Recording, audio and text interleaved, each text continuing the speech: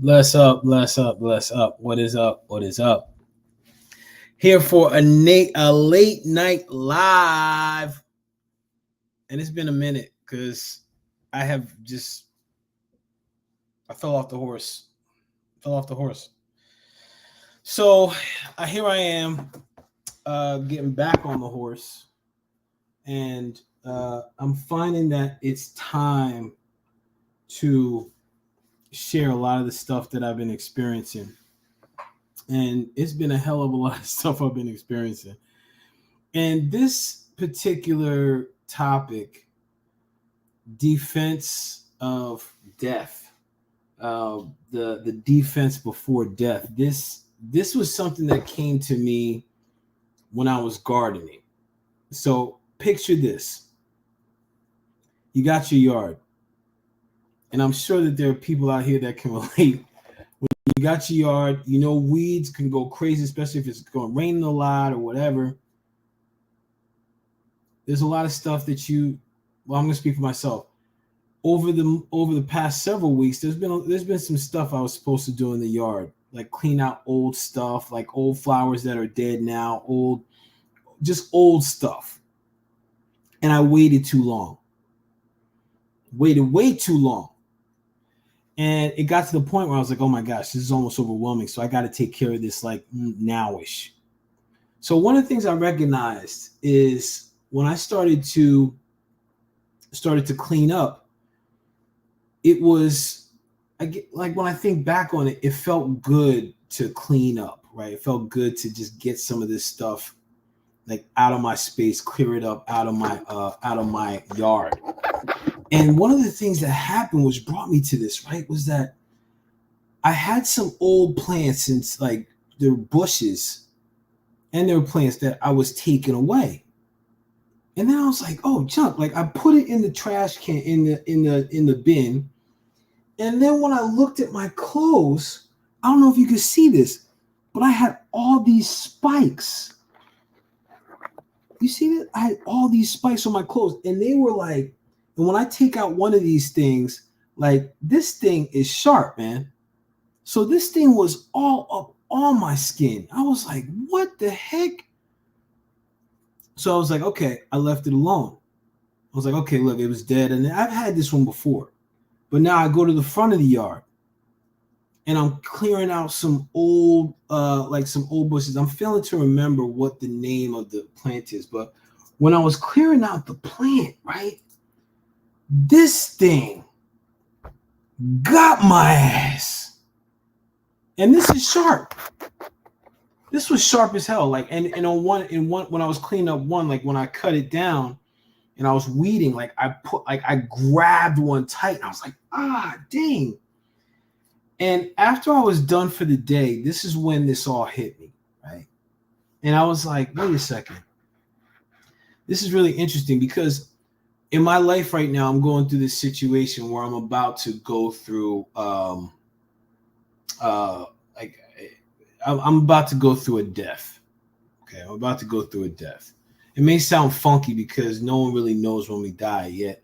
My situation is, I'm in a paternity suit or a paternity case, and I have the final hearing on 10/23. Like now, I found out that one of my kids that I thought was mine is not mine.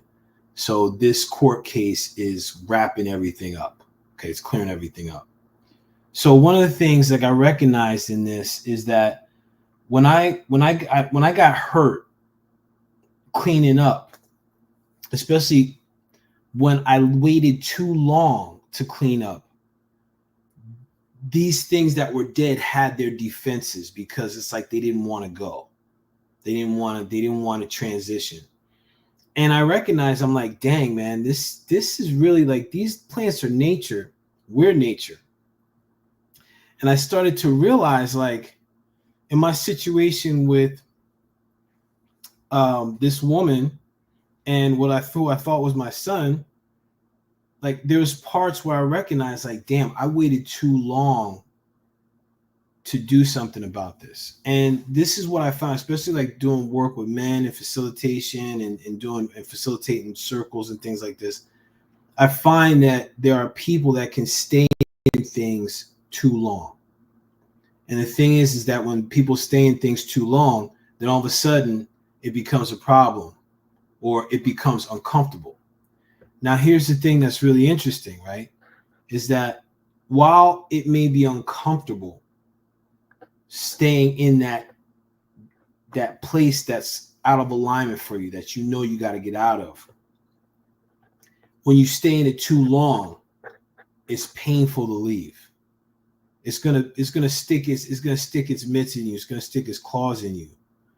So one of the things that as I went through this, as I was really processing all this, I started to recognize that there are certain things that we can do, or certain things that I'm recognizing that I can do and I have been doing to help me out in this situation, to help me move on. Because really what comes up, man, like this past couple of weeks has freaking sucked because I've been putting off feeling what's happening with this whole case. I've been putting off feeling what's coming up for me with this whole case.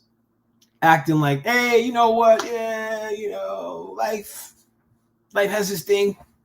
But inside, like, I was failing to address what was coming up. And to the point where now that I'm coming close to the end, and really for me on October 23rd, it really is like I have a son that's dying or that's going to die.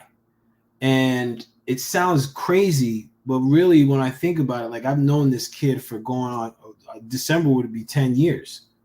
So I was looking at this kid as mine and thinking that, like, this was the mother of my children, respect and child support is being exchanged. And even though, like, I found out in October, the kid is now mine, or not October, in April, the kid is now mine, I'm still paying child support. So this issue on the 23rd is to hopefully cancel all that, because in family court, like, listen, you never really know. So I'm going to leave it at that. I'll talk more about it when the case is over.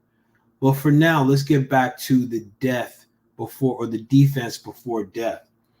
Why I say the defense before death is because when we get ready to move on into something new in life, it really is like we're dying in one sense to be reborn in another. And a lot of people fail to recognize that. And I'm really recognizing that in a very powerful and potent way. So one of the things I want to make sure that I relay to you all, and as we do this, is that there's 3 things that you can really do to help yourself move through or move out of a situation that you got to get out of, or that is out of alignment for you. So let me run these down for you, then we'll wrap up. If you have any questions, you can put in the comments. I'll come back to you in the next couple of days and we'll chop it up, or we can hit DM, whatever works for you.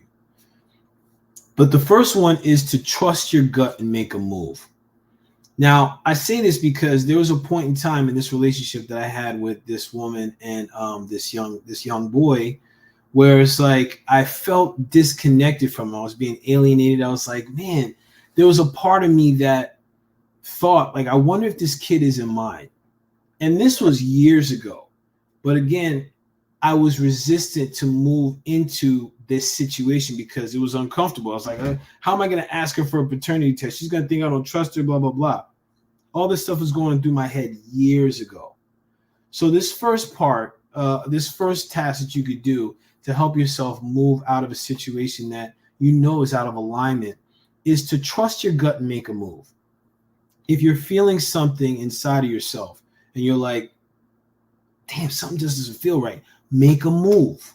Whether it's having a difficult conversation, doing some investigation. If it's a situation like I was in where maybe like you could create a motion or a case, just to take a step to start to move yourself forward. Now, especially when it comes to moving yourself forward, this is when the second step comes in. And the second step is take one supported step at a time. What the heck do I mean by that? I'm glad you asked. When you are, once you make that move, you're going to need you get to continue making moves. Now, the thing is this going to be difficult? And I'm telling you right now, like, bless up to my siblings, but specifically my sister Liz, my brother Carlisle. All my siblings have been supportive in helping me out with this. And and also my friends that I've been connecting with, like Chris, Lamar, Vern, Omar. These guys have been my support. Like, these people have been my support. And as I got to move into life, Adine too, as I got to move into this situation and addressing this situation, I had these people in my corner the whole time. So at times when I was like when I first filed this case and actually it was actually last August I filed this case, and we're just coming to a close now. That's how the courts work sometimes. I'm recognizing, I'm like, dang, man. There was times like I wanted to quit. Like, there was times I wanted to get out of this. I was like, you know what? This is bullshit. Like, I'm done. And some of these people that were my support were like, no, man, no. You're going to stick this out. You're going to see this through. We got you. We support you. You can do this, man. It's time for you to get resolution. And when this was going on, this was in January, the beginning of this year, I was like, man, I'm done. I didn't hear from the lawyers. I was reaching out to people. I was like, I'm done. But with the support of my team, support of people that love me and that I love them, I was able to keep making steps forward. Now, here's another piece, which is actually something that just happened this weekend. And the third step here is to take space to acknowledge and grieve. One of the things that when I'm working with men, it's either step into the arena program or again in facilitating circles. One of the things I recognize is that when we're moving from one thing to another, whether it's like you're in a relationship, you move from relationship to relationship, you move from job to job, people have the tendency to forget to acknowledge where they've been and where they're going. And when they do that, they get, and also, and if it's a situation where you're leaving or you're, like I mentioned before, moving from one situation to another, you're dying in one sense and living in another. So begin to really look at, like, I had to really look at that. And I got to tell you, like, over the past week, taking this time, especially as that date comes closer, taking that time to sit back and chill, relax, and just be. Like, I found myself one day crying coming home. I was like, God, I don't know why I feel this angst. And now I was just sitting in the car listening, and I started listening to the Roots, like You Got Me. There's a live version of the Chappelle Block Party. That junk is so fresh, by the way. You got to check it out. And I remember, like, Jill Scott was singing and just, like, bellowing. And I was just like, it was like her voice, like, came into my soul and cells and just like let whatever was being held come through. And I just let it go. I just cried. I was just like, I pulled over the side of the road because I couldn't even see. I was just crying so bad. And afterwards, I felt so light. Oh my God. And that's why I recognize, okay, I have to take time to acknowledge, like, first of all, the time that I've spent with this kid, man. Like, bless up, man. All these years, like, watching him grow, watching him learn how to walk, crawl, going to school. And yeah, so I had to acknowledge, like, damn, man, that part of my life is gone. So I get to look at what's coming next. And when we go through that as human beings, we get to know that we have emotions, we have senses, we have thoughts. And we get to acknowledge all those things as we transition from one state to another. So I'm going to leave it at that for right now. And remember that if you stay in something too long, it's going to be uncomfortable. And the thing is, if you stay in it for too long, when you're ready to leave, be prepared for the defense and the pain that death is going to cause, because you're going to want to, there's a part of you that's going to want to defend going into that next cycle. It's going to want to defend it. So what do you get to do is trust your gut and make a move. Take one supported step at a time and take time to acknowledge where you've been and where you're going and allow whatever comes up to come up. So with that, I'm out. It's 11 o'clock. I know this is a late live. I'm probably going to end up doing these on different days because I want to get I'm going to be doing these consistently on a weekly basis. Bless up to Tamara Barber, technically speaking. getting my reps in, who you with, and all my technically speaking and the Keynote Lounge crew, who you with. Bless up to you all. Thank you for watching. If you have any questions or you have any insights, like, hey, maybe you chime in and you put in what's something that you have stayed in too long with, and that what was the experience for you to let go and to move on. So bless up, everybody. Thank you for support. Also, check us out. Me and my man Brian on the More Than Black or White Health podcast. You can check on YouTube. This is going to be on YouTube as well. I'll post the video. You also see this on live. So bless up to you all. Thank you. I appreciate you. And until the next video, I'm out of here.